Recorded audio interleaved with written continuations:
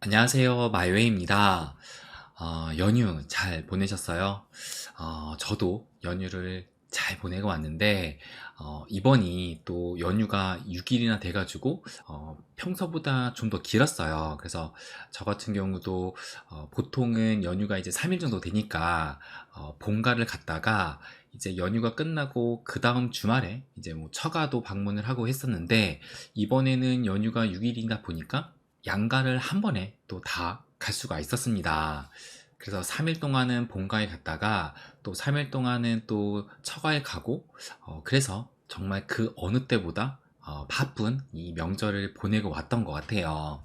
그리고 이 명절 동안에도 암호화폐 시장에 꽤 많은 일이 또 있었습니다. 그래서 제가 이 추석 연휴가 되기 직전에 바로 이 영상을 또 올렸었는데, 그래서 그때 이 썸네일 제목이 뭐였었냐면 아슬아슬 줄타기 장세 쫄지 마 하면서 그때보다 더 나빠질 수 있을까? 또 추석 연휴 기간 동안 리플 호재가 터질 가능성 해가지고 이렇게 또 영상을 올리기도 했습니다. 그런데 진짜 이 추석 연휴 동안에 이 리플 같은 경우도 뭐 그렇게 크게 기대하지 않았던 이 파티 빔이 나오면서 한 740원대까지도 올라갔었고, 이 비트코인도 10월이 딱 되자마자 정말 이 9월의 약세장의 분위기를 확 깨면서 보시는 것처럼 추석 직전만 해도 26.2K를 보였는데, 지금 현재 가격을 보시게 되면 지금 현재는 27.4K까지 올라왔고, 그리고 지금은 또 보시는 것처럼 장이 다시 이렇게 빨갛게 물들었는데 10월 1일 때만 해도 28K도 넘어서면서 정말 그 분위기가 확연히 또 바뀌기도 했었어요. 그런데 다시 좀 장이 빠졌는데, 그래서 오늘은 전체적인 장 얘기는 내일 다시 한번 짚어드리기로 하고, 오늘은 또 빼놓을 수 없는 소식이 나왔기 때문에 그것을 한번 말씀드리도록 하겠습니다.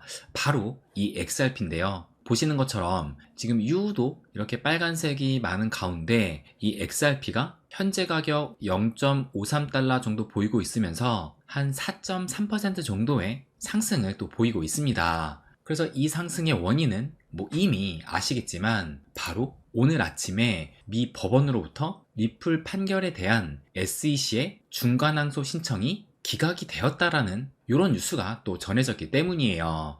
그래서 이 소식이 가장 빨리 전달된 게 지금 이 트위터에서 오늘 아침 7시 55분에 처음 알려지게 됐는데, 그래서 이 소식이 나오자마자 보시는 것처럼 이 업비트 기준으로는 시간이 7시 56분에 이렇게 급등이 나오기 시작하면서 단 몇 분 만에 한 747원까지 이런 또 급등이 나왔습니다. 그런데 여기에서 그 상승세를 좀 더 이어가지 못하고 다시 한 710원대까지 떨어졌다가 지금은 좀 다시 오르면서 현재는 한 730원대까지 올라온 상황이에요. 그런데 아무래도 또 저희 이 멤버십 카톡방을 보니까 또 많은 분들이 좀 실망을 하셨습니다. 그러니까 7월 달에 그 판결이 나왔을 때만 해도, 약식 판결이 나왔을 때만 해도 그때 한 1100원대까지 올라갔었는데, 그래서 지금 이 중간항소 기각이 되면 다시 좀 1달러로 향할 수 있다라는 이런 기대감이 좀 컸던 것도 사실인데, 지금 뭐 1달러는 커녕 아직도 한 0.5달러 선에서 머물고 있으니까 아무래도 많은 분들이 또 실망을 하셨던 것으로 보여요.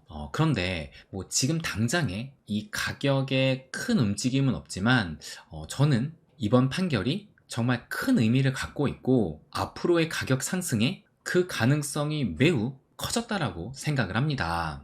그럼 그 부분에 대해서 한번 이제 좀 말씀을 드릴게요.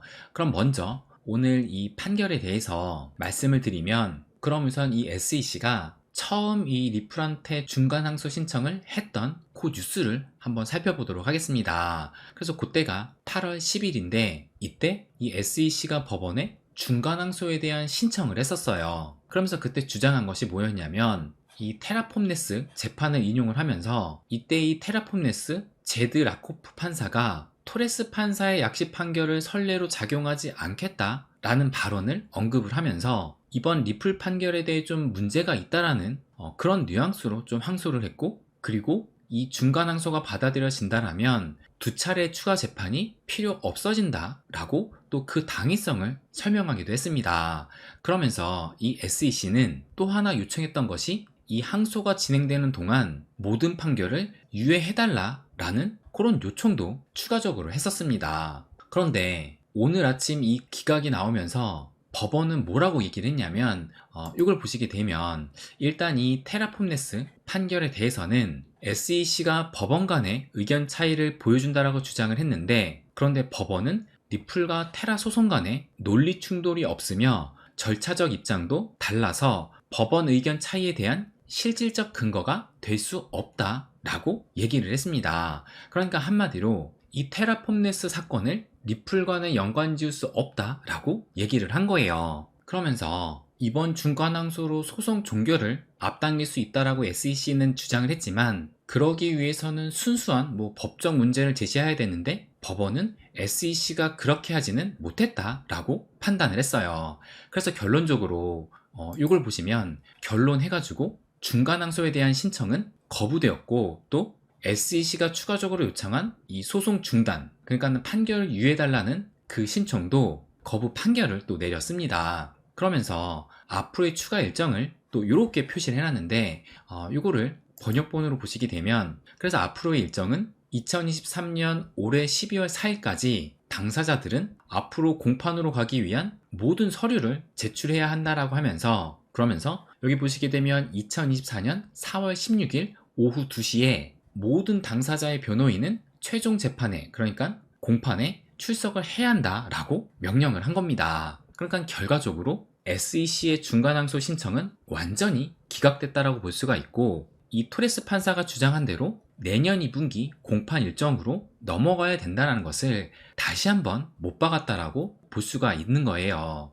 그래서 이번 법원의 중간항소 기각 판결에 대한 진짜 의미는 이 XRP가 이제 진짜로 증권에 대한 리스크는 거의 사라졌다라고 볼 수 있다는 겁니다. 그러니까 설령 이번에 중간항소 신청이 받아들여진다 하더라도 XRP가 다시 증권으로 되는 가능성은 거의 희박하다라고 봤었는데, 그런데 그 중간항소 신청마저 기각을 했기 때문에 이제 이 증권 여부에 대한 리스크는 거의 사라졌다라고 봐도 무리는 아니라고 생각을 합니다. 그래서 이 SEC는 앞으로 이 최종 판결이 나와야만 항소가 또 가능하게 됐습니다. 그래서 이제 남은 건 여기 보시는 것처럼 내년 공판인데, 그런데 이 내년 공판도 열리지 않을 가능성이 있다라는 이런 주장이 보시는 것처럼 이미 지난 8월 달에 또 나오기도 했었습니다. 그래서 이 기사를 한번 보시게 되면 미국의 변호사가 SEC 리플의 임원 재판이 안 열릴 듯 해가지고 기사가 나왔었는데,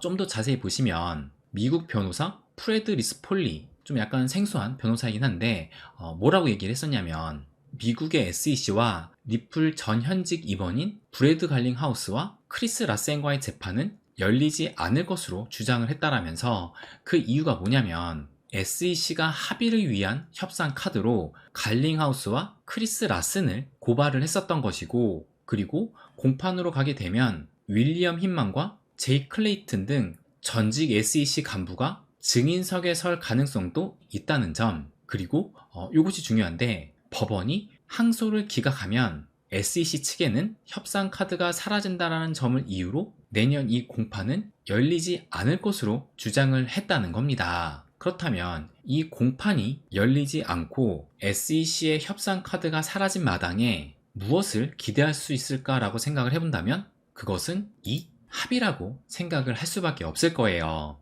그래서 이미 이 기사는 7월 18일이니까 지난 7월에 이 약식 판결이 나온 직후에 이 사라 네번 판사가, 그러니까 사라 네번 판사는 이제 보조 판사라고 생각을 하면 되는데, 이 사라 네번 판사가 서로 상호 합의를 위한 회의 일정을 잡도록 명령을 이미 했었고, 그래서 서로 편한 협의 날짜를 3개를 정하되 법원과의 일정도 조율을 해야 되니까 6에서 8주 전에 미리 알려달라라고 권고를 하기도 했었어요. 그래서 이제 이 중간항소에 대한 기각도 나왔기 때문에 이 합의에 대한 기대는 그 어느 때보다 좀 커지지 않았나 생각이 또 듭니다.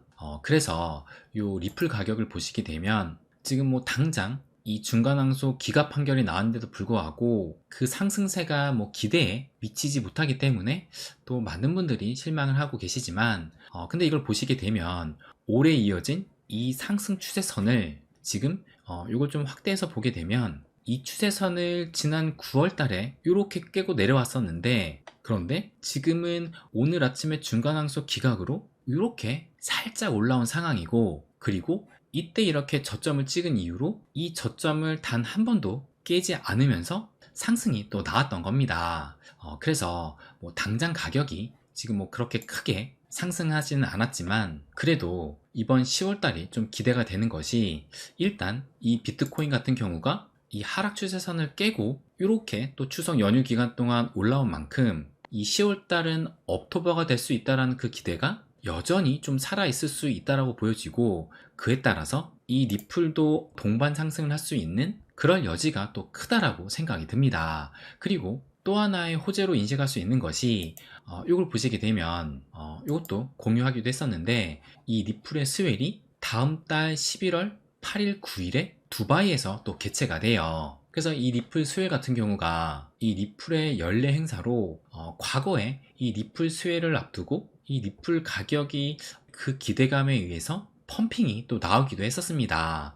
그렇기 때문에 또 이번에 이 10월이라는 업토보에 대한 그 상승 기대감과 맞물려서 이 리플 스웰도 이때 또 어떤 호재가 나올지도 모른다라는 그런 기대감이 커진다라면 충분히 지금보다 더한 상승도 기대해 볼 수 있다라고 생각이 들어요. 그리고 무엇보다 이제 이 리플은 증권 이슈에서 거의 벗어났다라고 생각이 듭니다. 그렇기 때문에 앞으로 이 유동성 장세가 오게 되면 그 어떤 코인보다 더 높이 상승할 가능성이 매우 큰 코인이라고 저는 생각을 해요. 그래서 다시 한번 말씀드리지만, 지금 가격에 너무 아쉬워하기보다는 지금이라도 한 개라도 그 수량에 집중을 해서 유동성 장세에 내가 매도를 해야겠다라는 그런 계획을 보다 구체적으로 세워도 이제는 괜찮지 않을까 생각을 합니다. 그래서 저는 이번 중간항소 기각 판결이 이 리플에게 다시 한번 날개를